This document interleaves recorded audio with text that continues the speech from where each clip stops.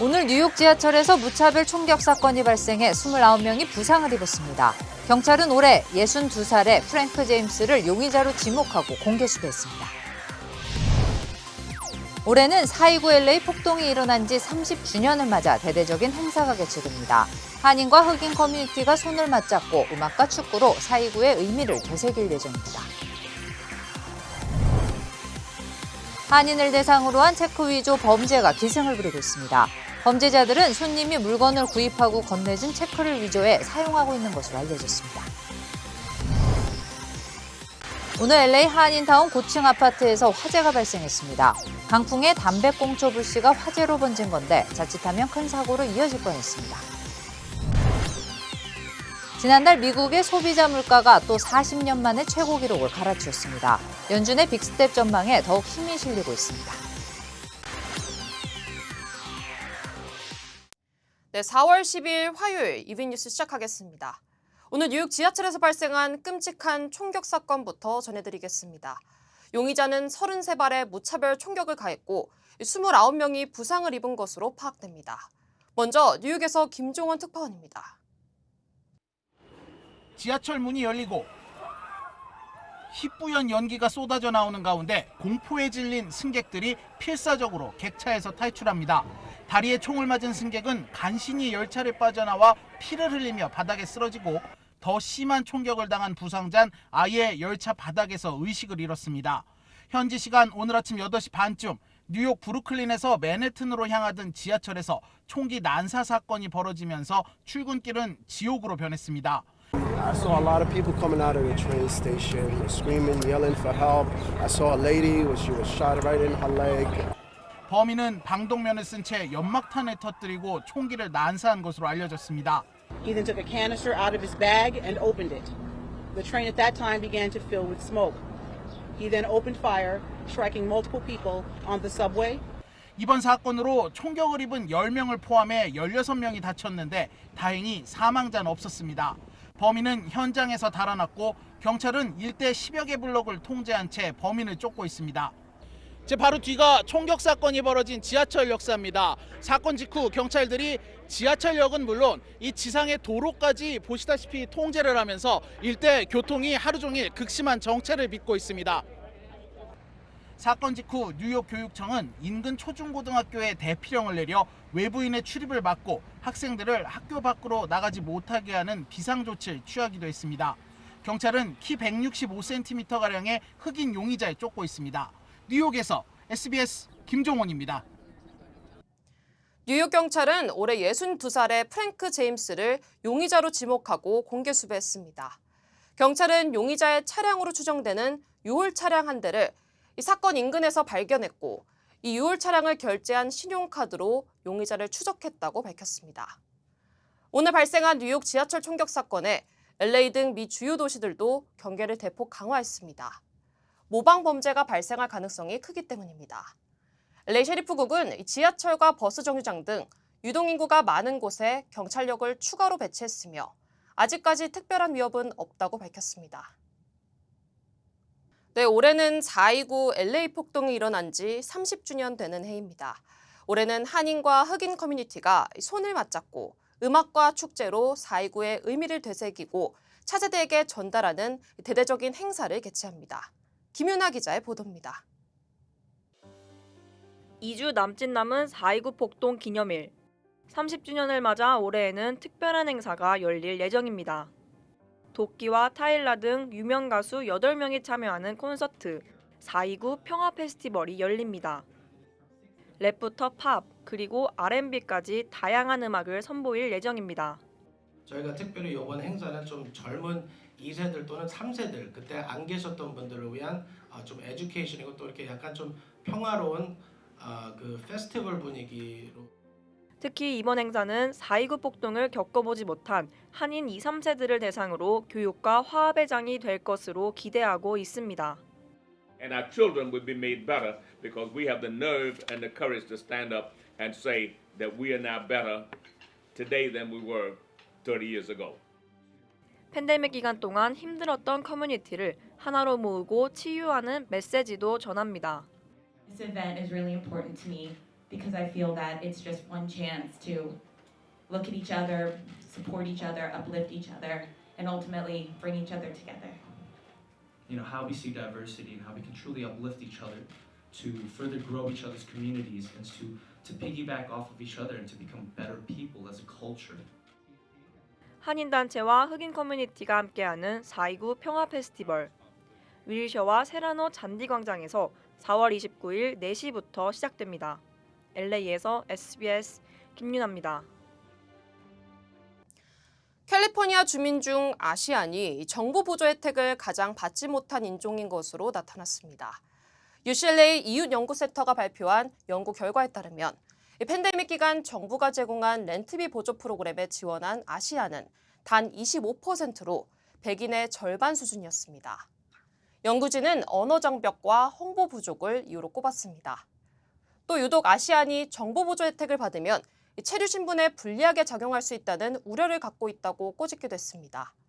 연구진은 아시안이 미국 내에서 가장 빠르게 증가하는 인구인 만큼 이들을 위한 정부 아웃리치 프로그램이 확대돼야 한다고 강조했습니다. 네, 다음 소식입니다. 이 한인을 대상으로 한 체크 위조 범죄가 기승을 부리고 있습니다. 범죄자들은 손님이 물건을 구입하고 건네준 체크를 위조해 사용하고 있는 것으로 알려졌습니다. 이사면 기자의 보도입니다. LA 다운타운에서 의류를 구입하고 체크로 물건값을 지불한 비즈니스 업주 힐러리 원 씨. 원 씨는 은행 계좌 내역서를 확인하던 중 누군가 원 씨 체크를 위조해 사용한 사실을 확인했습니다. $117 상당의 물건을 구입한 사실을 알아냈습니다. 아침에 내가 인터넷 뱅킹을 보니까는 117불이 나간 게 있어. 근데 이게 내가 쓴 게 아니야. 사인도 내 게 아니고 구자는 내 구자 체크인데 아니야. 다행히 계좌 내역서를 보고 은행에 신고해 피해액을 돌려받았으나 자칫하면 금전적인 피해로 이어질 뻔했습니다. 그것도 우리 손님이 내가 이렇게 난리치고 있으니까 자기도 그랬다고. 자기도 한 달 뒤에 알았다 그러더라고. 그러니까 이거는 본인이 본인 구자를 매일 체크해야 돼. 원 씨는 또 다른 피해를 방지하기 위해 계좌를 닫고 새로운 계좌를 개설했습니다. 또 다른 한인 비즈니스 업주도 비슷한 피해를 입었습니다. 물건을 구입하고 지불한 체크를 범죄자가 위조해 $500 상당의 피해를 입었습니다. 체크 윗부분에 새겨진 이름과 주소를 위조해 물건을 구입한 겁니다. 이 피해자 또한 은행 계좌 내역서를 보고 피해 입은 사실을 알아냈습니다. 다행히 은행으로부터 피해액을 돌려받았습니다. 친구는 자기가 뭘 어떻게 당했는지도 몰라요. 자기가 구자에서 그 스테이트먼트 온 거 보고 돈이 빠져나간 게 보니까는 빠져나간 거야. 전문가들은 은행 계좌 내역서를 주기적으로 확인하는 것만이 체크 위조 범죄 피해를 방지할 수 있는 방법이라고 거듭 강조했습니다. LA에서 SBS 이사면입니다. CBB은행의 신임 행장에 제임송 CBB은행 수석 전무가 내정됐습니다. 제임송 신임 행장은 시티은행과 중앙은행 그리고 오하나 퍼시픽 은행장을 역임하는 등 35년 이상의 경력을 갖고 있습니다. CBB은행의 지주사 CBB뱅콥은 조행김 행장은 오는 17일을 마지막으로 은퇴한다고 밝혔습니다. 네, 오늘 남가주 지역엔 강한 바람이 불었습니다. 이 강풍 때문에 LA 한인타운 한 고층 아파트에서는 화재가 발생했습니다. 인구가 밀집한 지역이어서 자칫하면 아찔한 대형 사고로 번질 뻔했습니다. 이사면 기자가 취재했습니다. LA 한인타운의 아이롤러와 7가 교차로 북서쪽에 위치한 고층 아파트. 소방차 수십 대가 출동해 진화 작업을 벌이고 있습니다. 아이롤러 도로선상 윌샤와 7가 사이는 완전히 차단됐습니다. LA 소방국은 오늘 오후 2시 아이롤러와 7가에 위치한 스털링 엠베세럴 타워 아파트 18층에서 화재가 발생했다고 밝혔습니다. 소방국은 발코니에 버려진 담배꽁초가 강풍을 타고 물건에 옮겨 붙으면서 불이 시작됐다고 강조했습니다. 한인들도 대거 거주하는 이 아파트에서 자칫하면 대형 인명피해로 이어질 뻔했습니다. 출동한 100여 명의 소방대원들은 10여 분 만에 불을 진화했다고 소방국은 설명했습니다. 아파트 주민들은 대피하는 소동을 빚기도 했습니다. 다행히 인명피해는 발생하지 않았습니다. 소방당국은 강풍이 불면 작은 불씨도 옮겨 붙을 수 있다며 각별한 주의를 당부하기도 했습니다. LA에서 SBS 이삼현입니다. 네, 지난해 발생한 LA 경찰관 연루 총격 사건 4건 중 1건은 노숙자와 관련된 것으로 나타났습니다.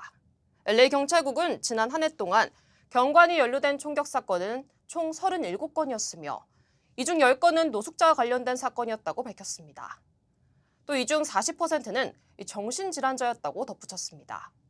경찰국은 경찰관들을 대상으로 정신건강 중재 교육을 강화할 예정이라고 덧붙였습니다. 네, 지난달 미국의 소비자 물가가 또 40년 만에 최고 기록을 갈아치웠습니다. 식료품 가격은 지난해 같은 시기에 비해 8.8%나 오른 것으로 나타났는데 연준의 빅스텝 전망에 더욱 힘이 실리고 있습니다. 이 소식은 김수영 특파원입니다. 미국에서는 요즘 장보기가 겁이 날 정도입니다. Milk and bread is very expensive nowadays. It's very hard, very hard. Especially I see a lot of people that have kids. It's even harder on them. 특히 러시아의 우크라이나 침공 이후 기름값은 지난달 11일 갤런당 평균 4.33달러까지 치솟았습니다. This war going on in Ukraine, that's what's jacking the gas prices up. You got a lot of companies that are paying people a whole lot of money to live here, and that jacks prices up. 미 노동부는 3월 소비자 물가 지수가 전년 같은 달보다 8.5% 급등했다고 밝혔습니다. 지난 1981년 12월 이후 가장 큰 폭으로 지난달 상승폭 7.9%를 크게 웃돌았습니다. 특히 3월 에너지 물가는 지난해 같은 달보다 32%나 올랐습니다. 미국 정부는 고에탄올 함유 휘발유 거래까지 한시적으로 허용했습니다.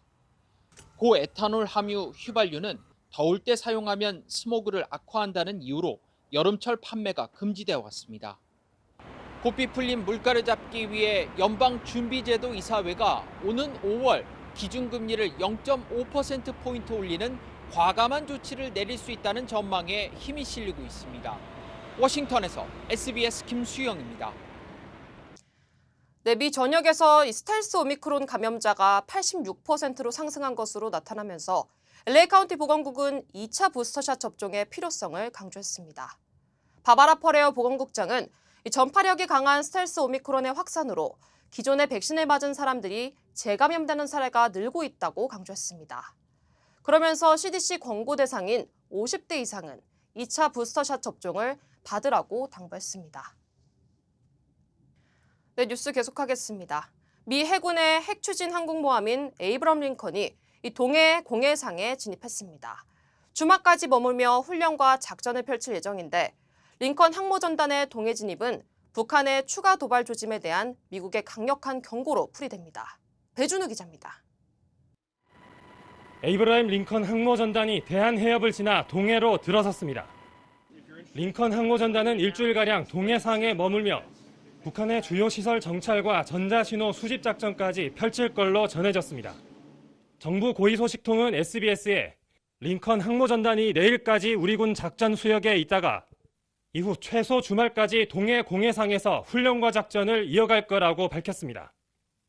미국 항모전단은 통상 연합해상훈련을 벌인 뒤 곧바로 떠나왔는데 일주일 정도 머무는 건 이례적입니다.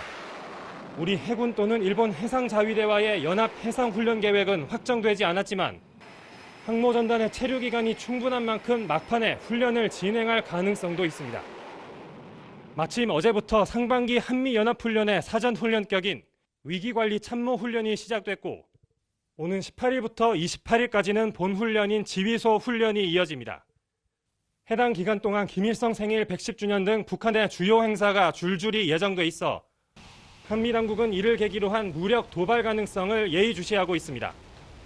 미국이 항모전단 압박훈련이란 사전 경고장까지 내민 가운데 북한이 도발을 감행할지 한다면 수위를 어디까지 끌어올릴지 주목됩니다.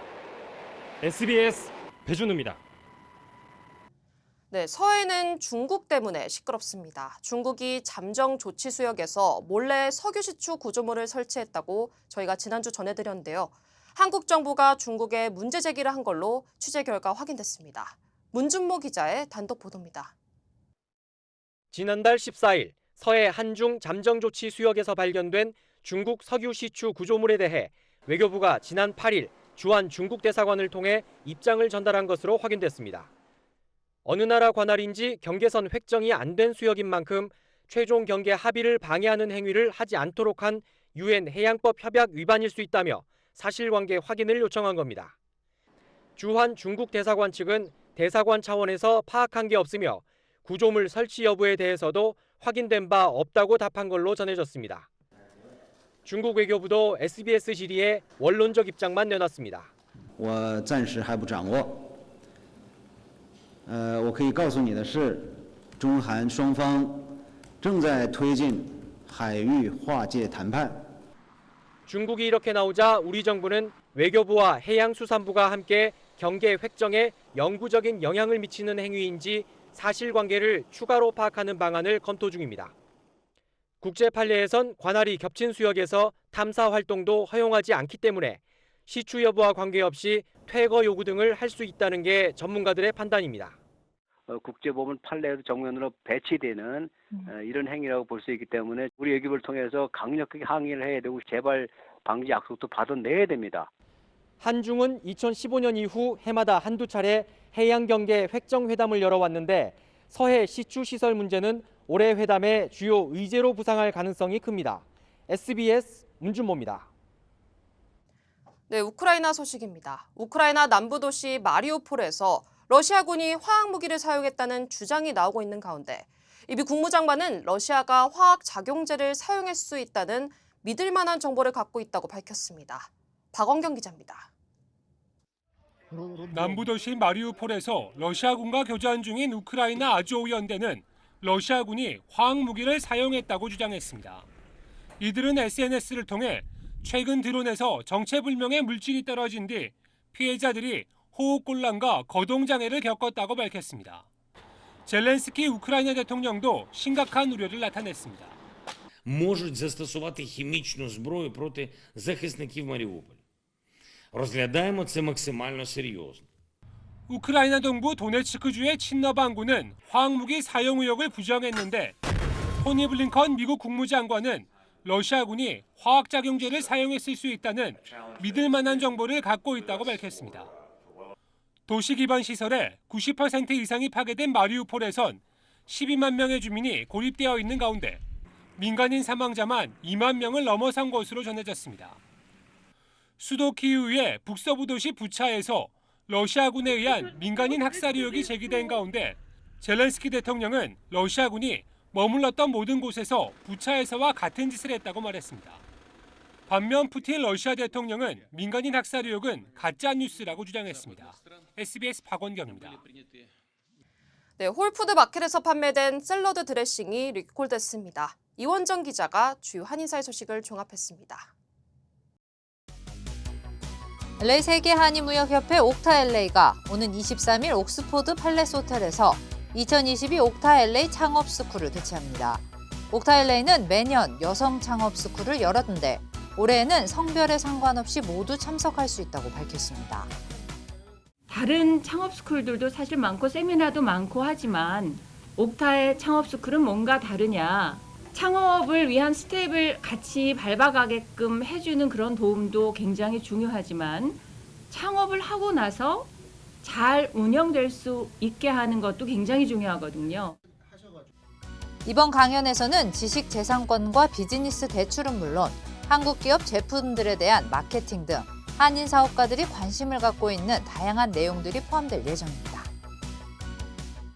연방우정국 USPS가 산타모니카 지역에 우편물을 배달하지 않을 방침입니다. USPS는 최근 산타모니카 지역에서 발생한 3건의 우편 배달부 폭행 사건으로 인해 우편물 배달 서비스를 당분간 중단하고 언제 재개될 수 있을지는 알 수 없다고 밝혔습니다.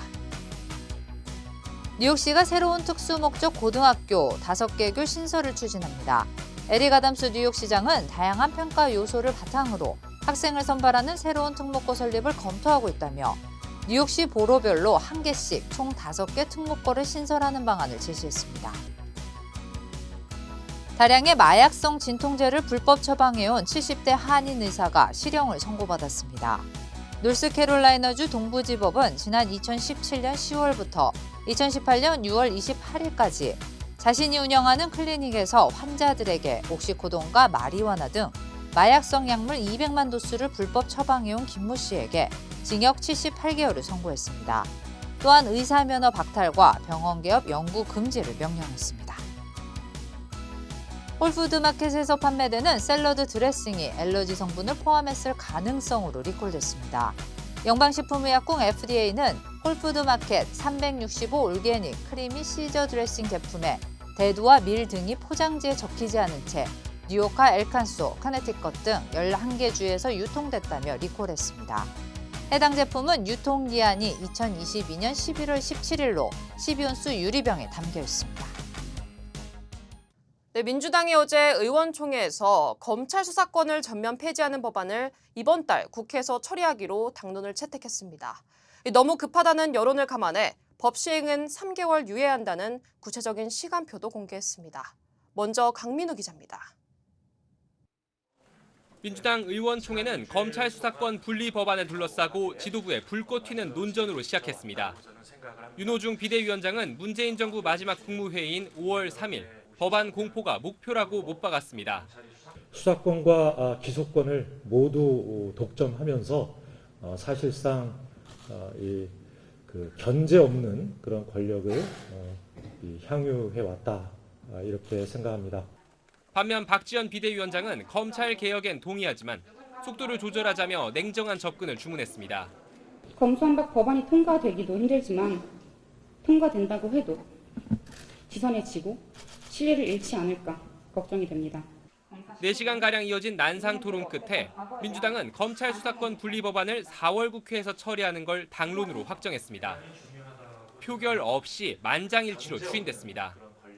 검찰 수사권은 경찰의 직무상 범죄에 대한 걸 제외하고 전부 분리하고 고위공직자범죄수사처의 규모를 확대해 부패범죄 수사 역량을 강화하기로 했습니다. 기존 검경의 수사 기능을 대신할 한국형 FBI도 단계적 추진키로 의견을 모았습니다. 다만 법 시행 시점은 공포 3개월 뒤로 유예하기로 했습니다. 민주당은 추가 검토를 거친 뒤 이르면 다음 주 당론 추인된 법안들을 국회 법제사법위원회에 상정할 걸로 보입니다. 다수당 이점을 활용해 안건조정위원회와 전체 회의는 물론 4월 국회 안에 본회의 처리까지 강행하겠다는 입장이어서 여야 간 정면 충돌이 불가피한 상황입니다. SBS 강민우입니다. 네, 국민의힘은 문재인 대통령과 이재명 고문을 지키기 위한 방탄 법안이라고 강력 반발하며 최후의 수단인 필리버스터 카드까지 꺼내들었습니다. 이어서 강청환 기자입니다. 민주당이 검수완박 4월 국회 처리 방침을 확정하자마자 국민의힘은 격한 비판을 쏟아냈습니다. 법안 강행 처리는 대선 민심을 거스르고 문재인 대통령과 이재명 민주당 상임 고문을 지키기 위한 방탄 법안을 만들겠다는 것이라고 성토했습니다. 대장동 게이트, 월성 원전 경제성 평가 조작, 울산시장 선거 개입, 법인카드 소고기 횡령을 영원히 덮고 범죄자가 판치는 세상을 만들자는 것이다. 국민의힘은 최후의 수단인 국회 본회의 무제한 토론, 필리버스터 카드를 놓고 정의당과 연대하겠다는 방침도 밝혔습니다. 필리버스터는 의원 180명 동의로 강제 종료가 가능한데 민주당 172석에 무소속 의원을 합쳐도 180명이 되지 않습니다. 정의당 의원 6명이 필리버스터 가능 여부의 열쇠인 셈입니다. 원칙적으로 검수완박 반대 입장을 밝혔던 정의당은 고민이 깊어지는 분위기입니다. 당 차원에선 민생을 챙겨야 할 국회가 동물국회로 치닫지 않을까 우려된다며 유감을 표명했지만 내부에선 검찰개혁에 대한 찬성론도 있는 만큼 국민의힘과 연대 여부를 놓고 고심이 이어지는 걸로 풀이됩니다. 정의당은 오늘 오후 긴급회의를 열고 구체적인 대응 방안을 마련하겠다고 밝혔습니다. 대통령직 인수위원회는 별도의 입장을 내지 않았습니다. SBS 강청환입니다.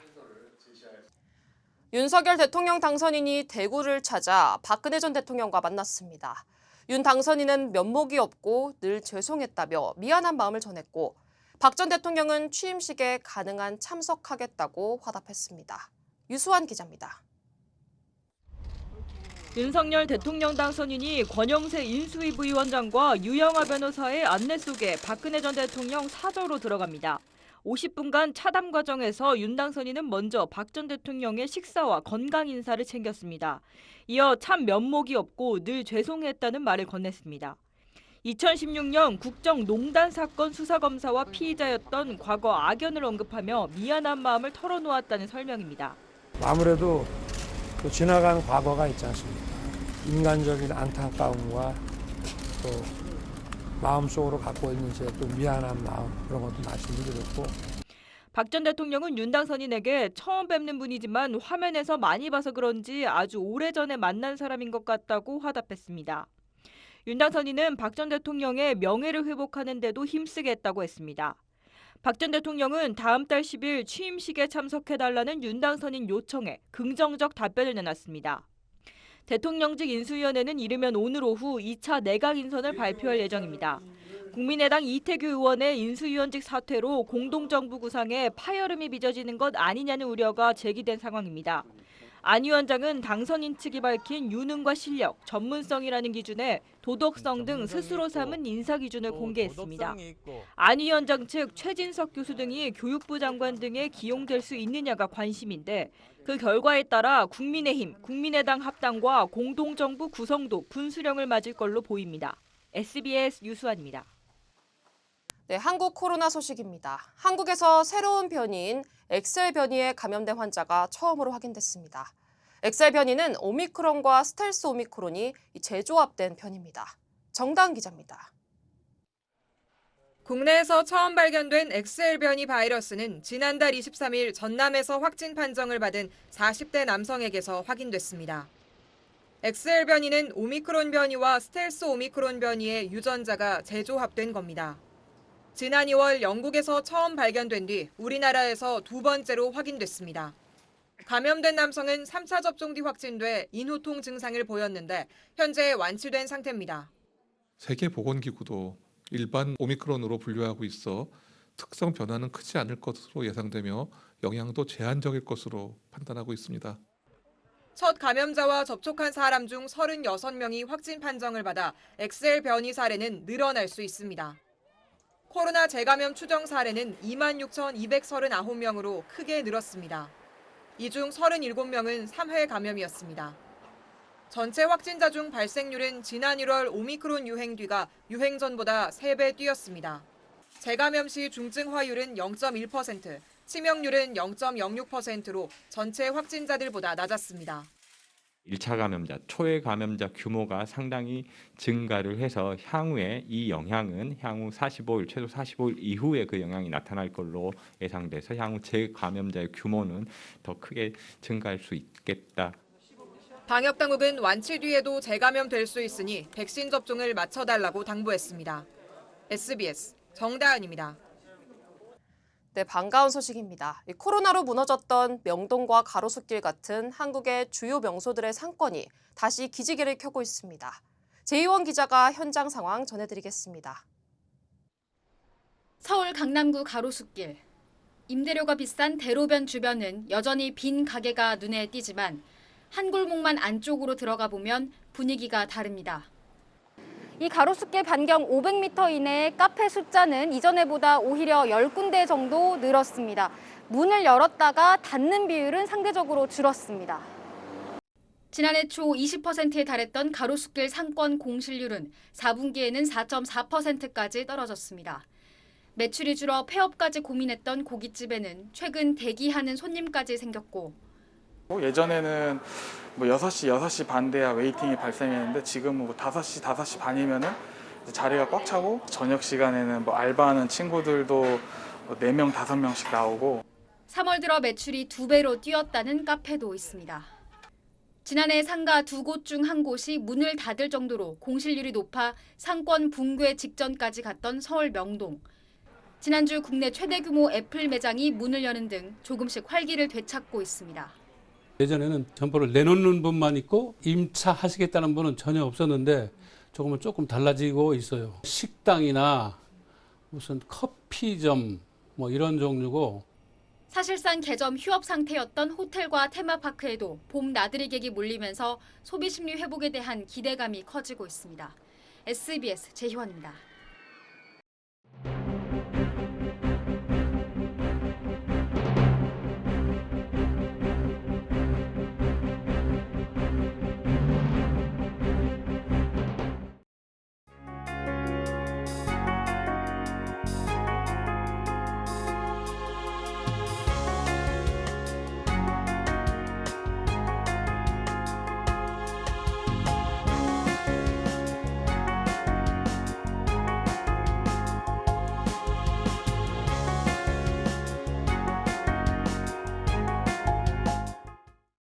무작위로 선정되는 LA 카운티의 기본소득 보장 프로그램의 신청 접수가 내일 마감됩니다.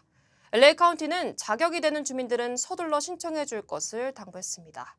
뉴스 마치겠습니다. 시청해 주신 여러분 고맙습니다.